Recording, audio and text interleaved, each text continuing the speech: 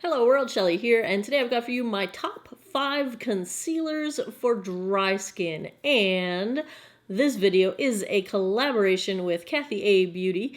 And so you're not only going to get my top 5 concealers for dry skin if you pop over to her channel, which I will link down below, you will get her top 5 concealers for dry skin. So that is 10 concealers good for dry skin.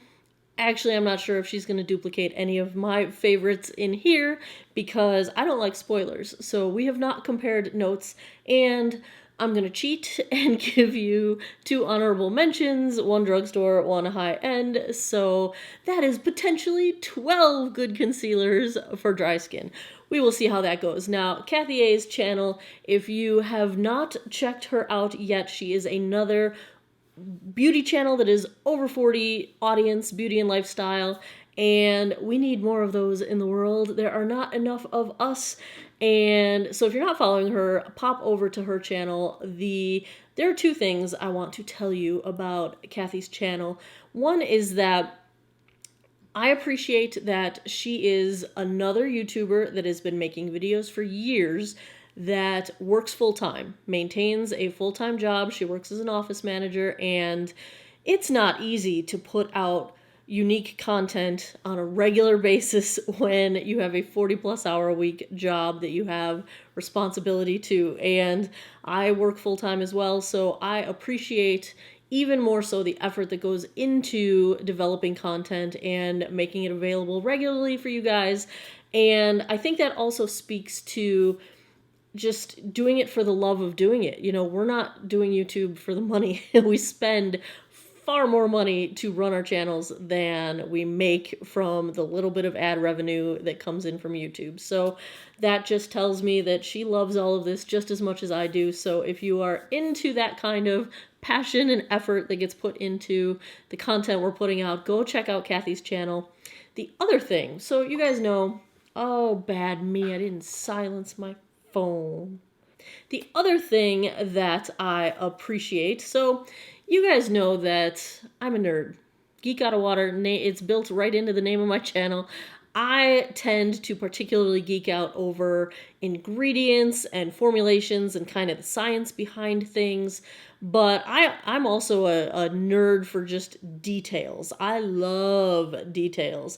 And if you follow Kathy or if you are interested in checking her channel out, one of the things that she is pretty well known for in her delivery of content is she does these docututorials, like a documentary sort of piece on the history of makeup brands and a tutorial using products from that makeup brand.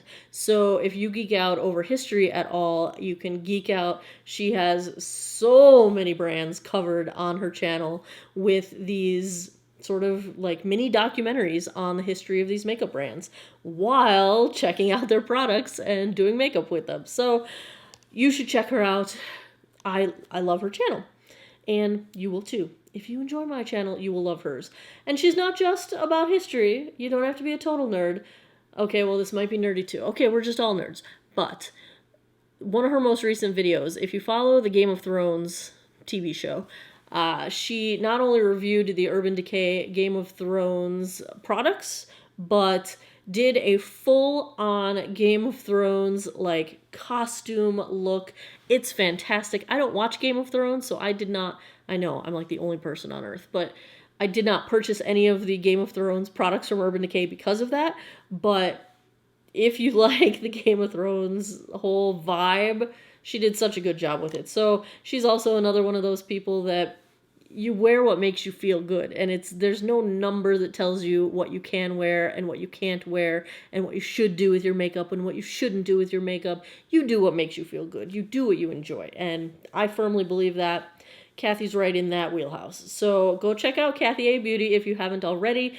Go see what concealer she recommended, because that's going to be what I do as soon as I finish posting mine. I'm very curious. So I'm going to go from 5th place to 1st. So I don't want to say worst to best, because these are all favorites of mine. But from the 5th place up to 1st, and at the end I'll give you my honorable mentions. So in 5th place, this one surprised me because the foundation actually does not work for me at all, and I've tried it many, many times.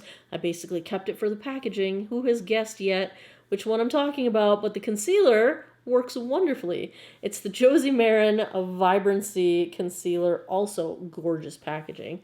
And I have this one in the shade Fair. And so I'm just going to swatch these on my hand so that you can see them. We have a doe foot applicator, and here is the Fair swatch. I'm going to put them all side by side on my hand so you can see as we go. You can tell, I mean, just from my hand, that this is a really good skin color match for me. It is hydrating under the skin. It is not quite full coverage. They call it a full coverage argan oil formula. I don't think it's quite full coverage on me. It's really good coverage. I'll give it that. It does settle just a tiny bit into my lines, but once I tap that out, it usually does not return for the rest of the day. Here's what I need with concealer. I have dry skin, and I have very dry under eyes, and I've got fine lines under my eyes. So when that skin dries out, it looks very crepey, and then it accentuates all those lines, and that's not cute. Like, that's not the look I'm going for. So I need a concealer that smooths out those lines, gives me enough coverage to cover my dark circles, and I'm starting to get this, like, darker hyperpigmentation, like, right over here on my... let's just not talk about it. But so I need coverage. I need to even everything out in an equal coverage kind of a way. I prefer medium to full coverage. I need some coverage. And I need it to be something that's not going to dry out my under eye, because when it does dry out, it looks more crepey. I need smoothing, I need hydration, and I need good coverage. So this is one that I really like for all of those things. As long as you tap out the little bit that settles under your eyes, if you have any fine lines, tap it out. As you're, 5 minutes after you've applied it, tap it out, you should be good to go. Next on my list is a drugstore option. If you like the Tarte Shape Tape coverage, you might like this one. I love the coverage of Tarte Shape Tape, however, it dries my skin out. It dries out my under eye by the end of the day. And so that's just a no-go for me. I can sometimes wear it in the summer when I'm not so dry, but not most of the year. So if you like the Tarte Shape Tape, but you don't like the drying, this is the Makeup Revolution Conceal and Define. I think they might have even been kind of going for the Tarte Shape Tape thing, because look at this doe foot. Bam! That's big. That's a foot. That's like what's bigger than a doe? A buck? It's like a buck foot. This is the shade C4, but I actually have this in shade C3 as well.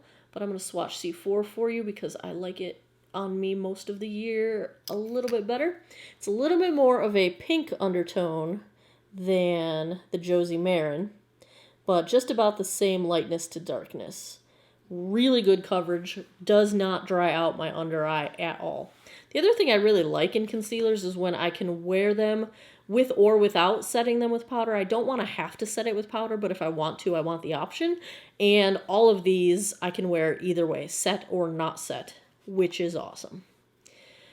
Third place is a drugstore. I'm on like my 4th tube of this stuff. I prefer the shade Fair. This is the Instant Age Rewind from Maybelline, the Dark Circle Concealer. And this is the shade Fair. They did come out with one lighter shade, but it is a very yellow undertone, and I need neutral to pink, neutral to cool in my undertone, so that did not work for me. This one, again, it's a nice pink undertone. It's a fat swatch because it's the nice fat spongy tip. So there is the swatch for the Age Rewind. This is another one that does a really good job at smoothing and sort of gliding over any of those lines without settling into them. It makes a nice, very nice coverage, probably the closest to full coverage of all of these. This and the Makeup Revolution are probably the best coverage on me. And my only complaint with this one is I wish it was a little bit lighter, like to get a more highlighting, brightening effect. This is more of a closer to a skin tone match for me. That's fine. I'm okay with it. They actually have a highlighter shade of that same product, and it's a pink undertone. Let me just show it to you anyway. I don't use it straight up as concealer, but I will mix it with the concealer in order to kind of improve the brightness. It's the one swatched this way on my hand. You can see it's kind of pink, so it does a little bit of color correction, and that's the reason why it doesn't quite work as sole concealer by itself. But I mix the two, and I do get a little bit added brightness, so that's... Am I cheating a whole lot now? Well, maybe. But that's an add-on. That's not a cheat. Okay. Next up, number 2. This is one that I have recently fallen in love with, and it's a little hard to find because their parent company filed bankruptcy. The company is continuing on. It's just that for a little while you're going to have to get the products from their website. I'm talking about Julep. They're pulling it from retailers while the ownership is changing hands and all that good stuff. But this is the Julep Cushion Complexion 5-in-1 Skin Perfector with Turmeric. And this is stated to also work as a foundation. I have not really worn it that way. See, I'm wearing it today, and I just did spot concealing. I have no foundation on. I have concealer and some spot concealing, and it works really well for that. I just think you would go through a tube like this really fast if you tried to do your whole face as foundation, but this is the shade Porcelain 110, and let's get a swatch on here. This one's really nice for light makeup days for me because it's slightly brightening, but it's also a good skin tone match. Why is it focusing over here?